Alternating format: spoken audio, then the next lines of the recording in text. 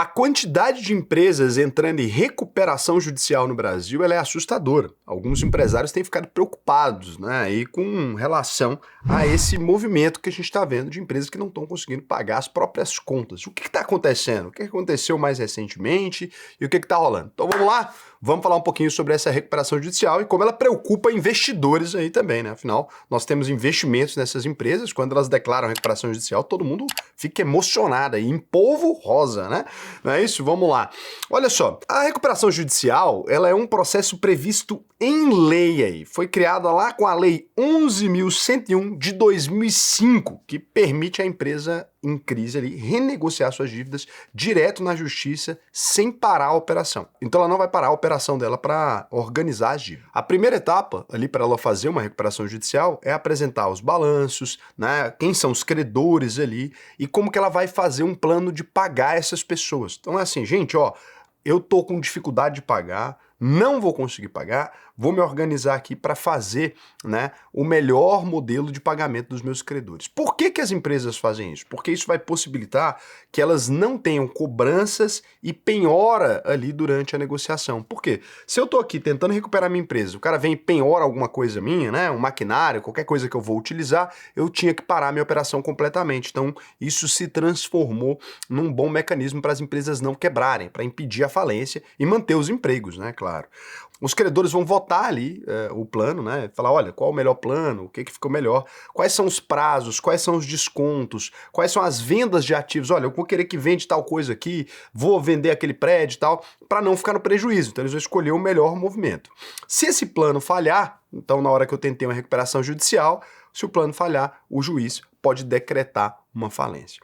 Em 2025, a gente chegou então no recorde histórico da história inteira do Brasil, com 2.466 empresas que entraram em recuperação judicial. É o maior número desde o início da série que a gente tem observado de empresas em recuperação judicial, lá em 2012, né? A lei vem de 2005, lá em 2012 a gente começou a fazer a observação.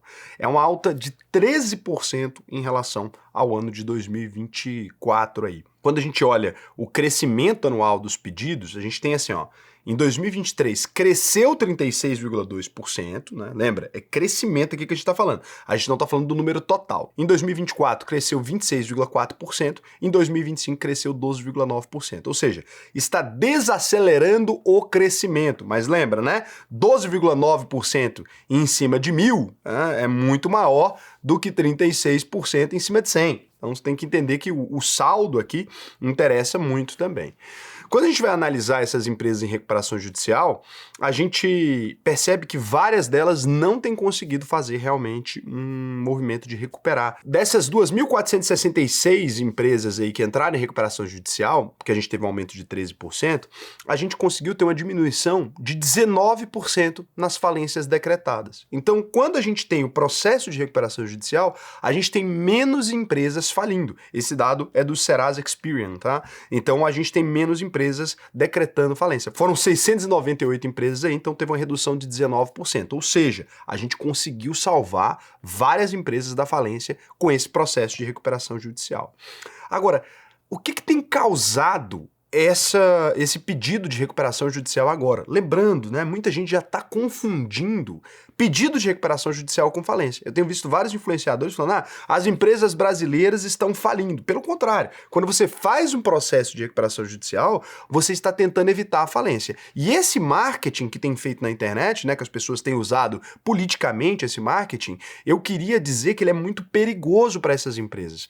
Porque assim, ó, muita gente está evitando fazer negócios com empresas em recuperação judicial por causa dessa manchete. Então, isso acelera a falência da empresa. Por isso que eu estou fazendo esse vídeo aqui, para tentar ajudar essas empresas a explicar melhor o que é essa tal recuperação judicial. Eu vejo muita gente que não quer comprar num lugar que está em recuperação judicial e etc., o que não faz nenhum sentido, né? Se a gente analisar o cenário que tem causado essa onda de pedidos, é o seguinte, a taxa de juros brasileira, já falei sobre isso aqui várias vezes, né? Está em 14,25% agora, mas ela chegou em 15%. Os juros estão altos desde 2022. Isso aqui encarece o que a gente chama de serviço da dívida. O que é isso, né? O quanto eu tenho que pagar aqui no empréstimo que eu fiz. Todas as grandes empresas brasileiras, elas operam muito além das capacidades financeiras normais delas. A gente diz que essas empresas estão alavancadas. É normal. Por exemplo, se a empresa tomou um empréstimo quando a taxa de juros estava lá em 2%, vamos supor que essa taxa de juros subiu agora para esse 14%, ficou muito alto, né? Então ela, por exemplo, estava pagando 150% do CDI. Quanto que essa empresa estaria pagando agora? Ou 110% do CDI, né? Então uma empresa que lá atrás ela tinha um negócio que ela falava, não, eu consigo lucrar 8% com esse dinheiro que eu tô tomando a 5%. Ela agora tô pagando 20%, então complicou, não dá mais, né? A empresa ficou inviável. Uma coisa complicada também que aconteceu é, várias empresas dependiam do acesso a crédito para manter os seus negócios. Aí a gente teve aquele caso da Lojas Americanas, né, que criou uma fraude gigantesca, criou um problema enorme para o sistema financeiro brasileiro. Os bancos agora não estão fornecendo crédito, mesmo para empresas que são consideradas gigantes. O que lá atrás, né, para uma Tokstok da vida seria extremamente fácil tomar um empréstimo, não é mais. Para uma Havana, o que seria extremamente fácil tomar um empréstimo, porque ela tem loja em tudo quanto é lugar, não é mais. Por quê? Porque os canalhas lá que fizeram a fraude, eles lesaram os bancos e agora os bancos estão espertos. É por isso que eu falei naquela época que o problema, né, muita gente falando, que se for, o problema disso aí das americanas é só dos investidores. Agora você tá vendo onde foi parar, né? O problema afetou todos os empresários do Brasil. Você que tem uma pequena empresa, você que tem uma média empresa, você foi afetado pelo rombo das americanas. É por isso que eu falo tanto aqui, o tanto que é importante a gente investigar esse tipo de gente e prender, porque essas pessoas, elas complicam demais a nossa situação. A gente tem 2,3 trilhões de dívidas acumuladas aí só pelas empresas de capital aberto, né? 2,3 trilhões de reais. É muita coisa de dívida e está crescendo de uma maneira muito rápida por conta da taxa de juros. Então, uma dívida alta em relação ao lucro sufoca demais, né, as empresas que têm ali essa margem mais reduzida. Por isso que a gente sempre falou também, quando você é um investidor, né, um dado que eu vou até mostrar para você aqui, que vale a pena você conferir, a gente sempre falou isso na UVP, você na hora de checar uma empresa, por exemplo, vou checar aqui, por exemplo, Mali Metal Leve. O que é a primeira coisa que eu preciso fazer nessa empresa? Aqui nesse sistema da UVP você tem isso bem rápido, então você clica na dívida líquida por EBITDA e vê como é que ela está evoluindo, percebe? Ó? Então aqui você percebe que a dívida da Mali está aumentando. Ainda muito baixa, né? 0,96, ou seja, se ela pegar o lucro operacional dela de um ano só, ela já consegue eliminar totalmente a dívida. É uma empresa pouco alavancada. Quando esse número passa de 3 aqui, a gente começa a ter uma coisa super complicada, a gente começa a ter um dado que ele é grave. Então esse é um ponto importante para vocês observarem aí. Então isso aqui aconteceu, as empresas estão com essa dificuldade. As empresas que mais entraram em recuperação judicial foram as empresas do setor agropecuário, né? Então, quando a gente vai olhar, 743 empresas dessas todas que estão em recuperação judicial são do setor agropecuário. A gente tem o setor de serviços vindo logo atrás com 739, depois a gente tem comércio com 535 e aí sim, indústria com 449. Ou seja, tem empresas de todos os setores, né? Não dá para dizer que um tá muito maior que o outro, não. Até que tá maior, mas quando você vai olhar no número de empresas em cada setor, né? É mais ou menos o que o Brasil tem de empresa mesmo. Quando a gente olha para as gigantes da Bolsa de Valores, o que a gente já teve? Americanas, mas foi por causa de fraude. Aqui não pode dizer que a Americanas entrou em recuperação judicial, então, por conta da taxa de juros ou nada disso, né? São canalhas. Aí você tem a Oi BR3, que, entrou em 2016, depois saiu, depois entrou de novo em 2023. A Light tem um problema muito sério lá no Rio de Janeiro com relação a pessoas utilizando energia sem pagar. É um problema de segurança pública, né? O famoso gato que o pessoal faz nas favelas e tal. Não sei como é que a Light vai sobreviver. A gente tem a Gol, né, que fez o processo de recuperação judicial lá nos Estados Unidos, né, em janeiro de 2024. Lá também tem uma lei muito similar, né? E agora é de um setor complexo aqui, que é o setor aéreo, né? Então o setor aéreo está sempre complicado. A gente teve a Intercement, né, também, em 2024. AgroGalaxy, uma empresa também que entrou em recuperação judicial em setembro de 24. Bombril em fevereiro de 2025, mas vem de problemas históricos aqui muito grandes a Bombril, né? Acho que os problemas atuais só afetaram mais. Cara, a história da Bombril, tem até um vídeo na UVP Capital que a gente fez sobre isso. A história da Bombril é super complicada.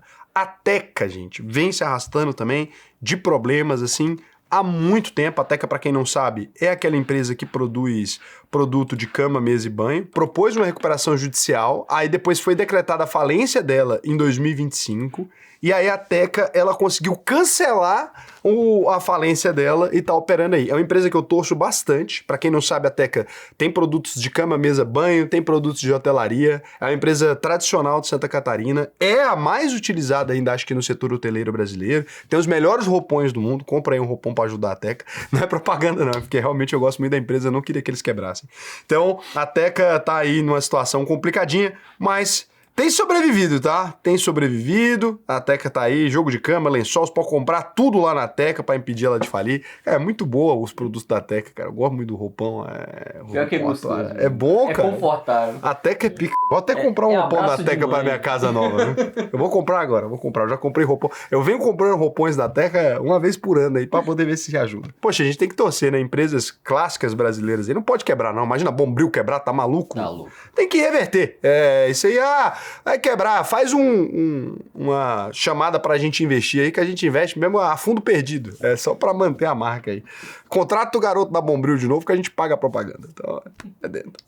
Então o negócio é o seguinte. A gente tem 21 empresas na B3 que estão nesse processo, né? Coteminas, Springs Global, Paranapanema, OSX Brasil, Rossi Residencial, João Fortes, Hotéis Otton, Bardella, Atman, Santense, Nexp e Pet Manguinhos, né? Em recuperação extrajudicial, a gente tem a Casas Bahia, Sequoia, BBM Logística e Tex Renault. Então, fora da bolsa, a gente tem outras empresas também que são famosas no Brasil, Itapemirim, Grupo Petrópolis, né? Itaipava, cervejaria aí, poxa, gigantesca, Salt Rock, que é a Starbucks Brasil também, dona de outras marcas, 123 Milhas, complicadíssimo também a situação, Polishop, quem não conhece a Polishop, e a Ambipar, né? As empresas aéreas acabaram recorrendo aí ao Chapter 11, né? Lá nos Estados Unidos, a Latam, e a Gol, e a Azul, todas elas, né? Estão sobre a lei americana, porque tem a questão do leasing das aeronaves e tal. E assim, aqui tem um ponto que a gente precisa conversar. Por que tanta empresa começou a pedir recuperação judicial? É só porque a situação tá difícil? Não exatamente. O que acontece? A gente teve uma pequena mudança na lei, né, que ela foi reformada. Essa lei entrou em vigor, a mudança, né, 14.112 de 2020, ela entrou em vigor em 2021. Óbvio, né? Isso feito para a gente impedir as falências ali pós-pandemia e tal. Antes, só empresas registradas na junta comercial podiam pedir recuperação judicial. Então, o produtor rural com CPF ficava de fora. Depois, o produtor rural, pessoa física, pode pedir com 2 anos de atividade comprovada, né? Então, dívidas de até 4,8 milhões tem modelo simplificado. A reforma também teve outras mudanças que possibilitam que a empresa peça a recuperação judicial sem se complicar tanto. Então, o financiamento DIP, quem empresta dinheiro para a empresa, recebe com prioridade. Isso aqui possibilita que a empresa continue operando. Existe também agora a mediação, né? Os acordos com os credores antes e durante o processo. Então, toda hora ela consegue fazer um acordo. Se você está num embananamento muito sério, imagina que você pudesse chamar todo mundo para quem você deve e fazer um encontrão e falar, galera, me ajuda aqui a te pagar. Muitas vezes é melhor você fazer dessa maneira do que deixar a situação se complicar mais. Então, as empresas estão utilizando já preventivo, né? Recuperação judicial preventiva, antes já do nabo acontecer. E você tem uma blindagem que proíbe, né, a penhora de bens essenciais. Então, o que acontece? Se antes você começava a correr risco, e aí você já tinha sua empresa começando a se destruir, quebrando muito rápido, agora você consegue impedir que aqueles equipamentos que você utiliza para manter a sua operação, que eles sejam confiscados. Isso acaba salvando as empresas, né? E outra coisa, que é o que mais tem resolvido, é o tal do parcelamento ampliado com a União e a transação tributária. Então aqui, gente, eu não queria falar para vocês não, mas acabou compensando muito para as empresas fazerem recuperação judicial. Então o ponto é que muitas vezes você vai ouvir falar agora de empresas que não estão numa situação tão complicada ou não estão num rombo gigantesco, mas ele fala assim, caramba, cara, se eu pudesse jogar, né, essa dívida tributária para frente, eu ganho um fôlego aqui. Às vezes ela até conseguiria se endividar aumentando a alavancagem dela no mercado privado. Mas entre tomar um empréstimo a 14,25% ao ano, né, no mínimo, na verdade, você vai ter que tomar mais, e pegar o dinheiro que eu ia pagar de imposto e ganhar mais tempo para pagar e ficar com esse dinheiro rodando no meu caixa, mais vale para mim pedir uma recuperação extrajudicial, né? Então, quando a gente vai olhar o efeito da lei, 743 produtores e empresas rurais entraram em recuperação judicial desde 2025. São 30,1% de todos os pedidos do país, né? E esse setor ele não liderava a recuperação judicial antes da reforma. A inadimplência corporativa, como a gente chama aqui as empresas que estão devendo, né? 8,7 milhões de CNPJs negativados agora. Empresas que faliram, mesmo após a recuperação judicial, ainda são 30%, né? O recorde da série no segundo trimestre de 2025. A inadimplência, então, ela costuma anteceder uma nova leva de pedidos, depois o problema acontece. E, Raul, você acha que essa movimentação das empresas pode fazer com que melhore essa taxa de juros pra gente ou não? Então, quando a gente vai falar dessas empresas quebrando, é óbvio que isso acende um alerta, né? Porque a taxa de juros, ela se mantém mais alta para a gente salvar a economia, ou seja, para a inflação ficar mais baixa, para a gente manter ela sob controle. Se a taxa de juros mais alta, ela pelo contrário, não está salvando a economia, porque aqui você tem um problema muito sério que precisa ser reparado aqui. Se você é empresário, você vai entender isso aqui, mas para a população de modo geral é um pouco mais difícil. É o seguinte, a inflação, ela acontece por duas causas. Ou uma inflação por um aumento da demanda, ou seja, muita gente está com muito dinheiro, as pessoas estão gastando, você tem uma escassez de produto, né? Mas também tem a inflação de oferta. O que acontece? Naturalmente, se eu tenho pouco tomate, o cara do tomate ali, ele não vai quebrar, né? Ele tem os custos dele para colocar, etc. A safra, ele produzia a R$2, ele produziu esse ano a 35. Ele tem que aumentar o preço para ele ter lucro, não tem não? Então, se ele colocava o preço do tomate, né, a R$2, estava sendo vendido no supermercado a R$2, ele estava vendendo a 1. Se ele agora produziu a 35, ele vai querer vender a 60, ou a 50, ou a 40, mesmo que ele aumentar pouco, para ele manter o mesmo lucro ali. O que vai acontecer é que ele vai vender a 40, o supermercado vai vender a 60, 55. Naquele caso, quem tem muito dinheiro vai comprar. Mas o preço subiu. O que aconteceu? Inflacionou o preço do tomate. Inflacionou o preço do tomate porque as pessoas estão com muito dinheiro? Ou inflacionou o preço do tomate porque as pessoas estão tomando empréstimo? Não, inflacionou o preço do tomate por causa do choque de oferta. Agora, se as empresas começam a quebrar, a gente aumentou ou diminuiu nossa produção de produtos de modo geral? Se a empresa quebra, diminuiu. O que vai acontecer com a inflação? Ela sobe do mesmo jeito, porque tá aí com escassez. Se tem menos empresas produzindo roupão, né, por exemplo, se a Teca quebra, as outras empresas que tem aqui aquele mercado, a Teca estava pressionando, você tem uma competição, né? Se tem mais roupão no mercado, a gente vai diminuir o preço, naturalmente, né? E os produtores têm para quem vender, tal, a cadeia está completa. Se naturalmente essas empresas começam a quebrar, a gente tem menos roupão disponível no mercado. Mudou a quantidade de gente querendo roupão? De jeito nenhum. Então o que vai acontecer com o preço? Vai lá em cima. Vai subir por diferentes razões, não é porque o dono quer aumentar, é porque vai subindo o preço de tudo, porque tem menos gente na cadeia de produção, o preço tem que compensar para aqueles produtores continuarem produzindo. Então o preço vai subir. Naturalmente, quando o governo percebe que ele não está conseguindo conter a inflação, ainda que ele esteja com a taxa de juros muito alta, pode ser que seja melhor abaixar a taxa de juros para impedir a produção de cair, né? E isso pode acontecer de toda maneira, porque o crédito caro, ele aumenta a recuperação judicial e, além de tudo, pode impedir as empresas de conseguirem produzir, o que geraria o que a gente chama do pior cenário possível. Estagflação. É quando a economia não cresce, mas a inflação está galopante. E aí não tem mais o que fazer. Porque aí você quebra toda a indústria, quebra toda a cadeia de serviço, quebra tudo. Então a gente precisa fazer alguma coisa. Mas, na prática, o que a gente tem agora? O crédito está caro, que naturalmente favorece quebrar as empresas. Muito erro, muito gasto público que ferrou com tudo. A gente tem também muito sistema de benefícios, distribuindo dinheiro, etc., que está aumentando essa demanda por produtos.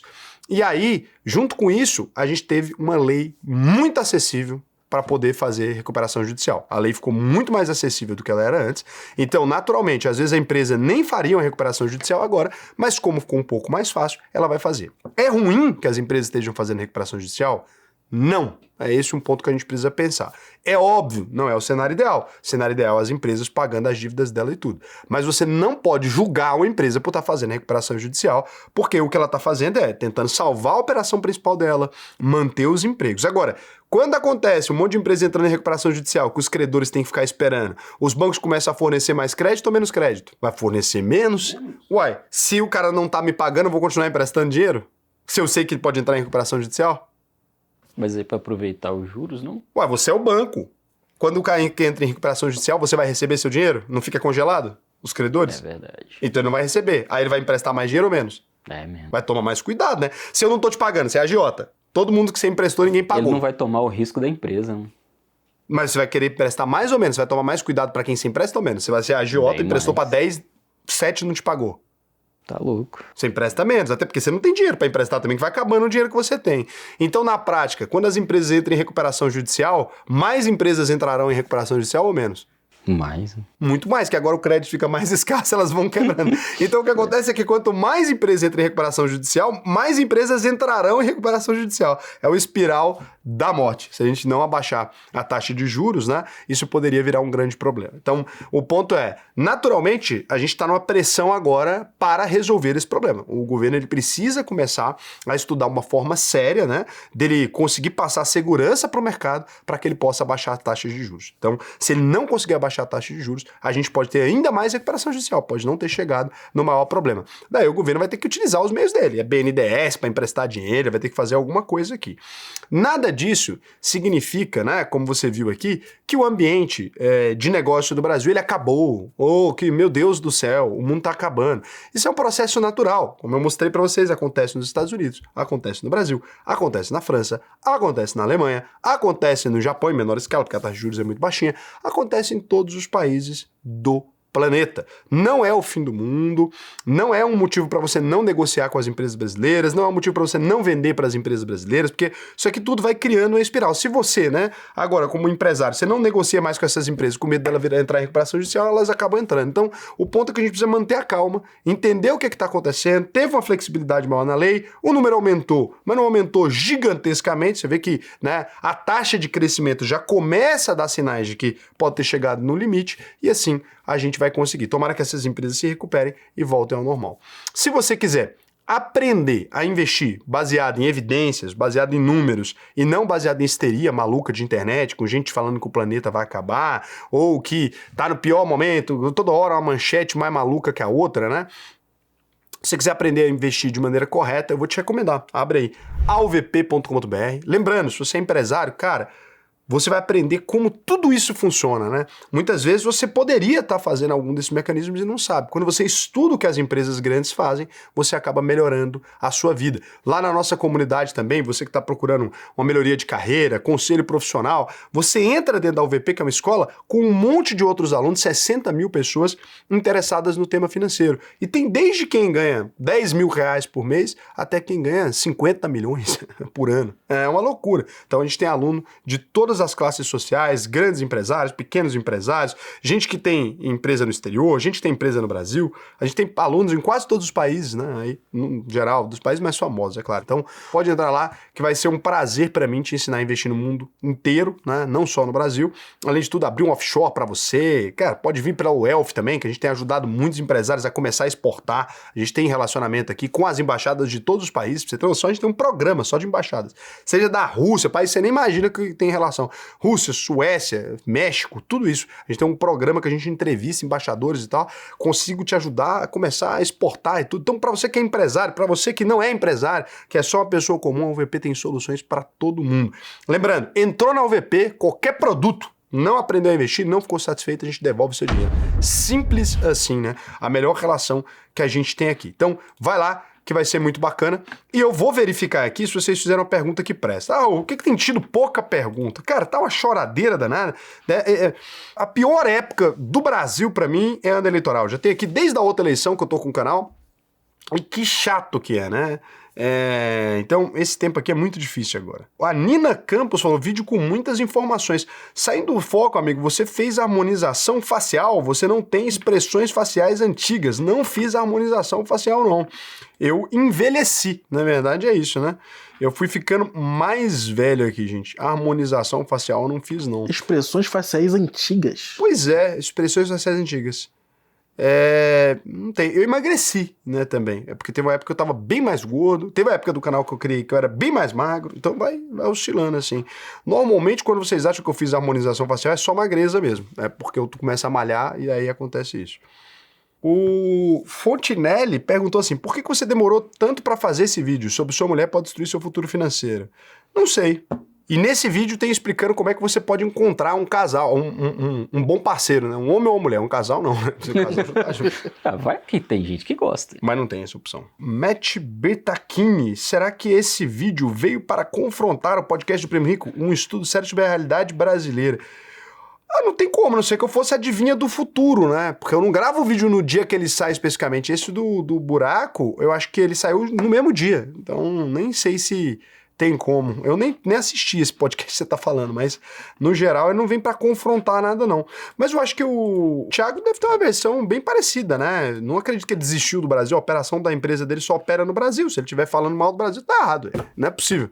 Aí é louco. Eu duvido bastante que ele tenha feito isso. Prefiro não acreditar, porque como funciona, né? O Grupo Primo opera só no Brasil, eles estão falando que vão crescer 100%, triplicar, chegar em 100 bilhões, é a meta dele lá, sob custódia. Como é que ele vai chegar em 100 bilhões se o país vai falir? Não tem como, né? Então, eu espero que não. Espero que ele não tenha dito isso, não. Mas se ele disse, tá errado. Eu não preciso nem saber que ele tá errado. Eu posso refutar ele com os números da empresa dele. Ponto.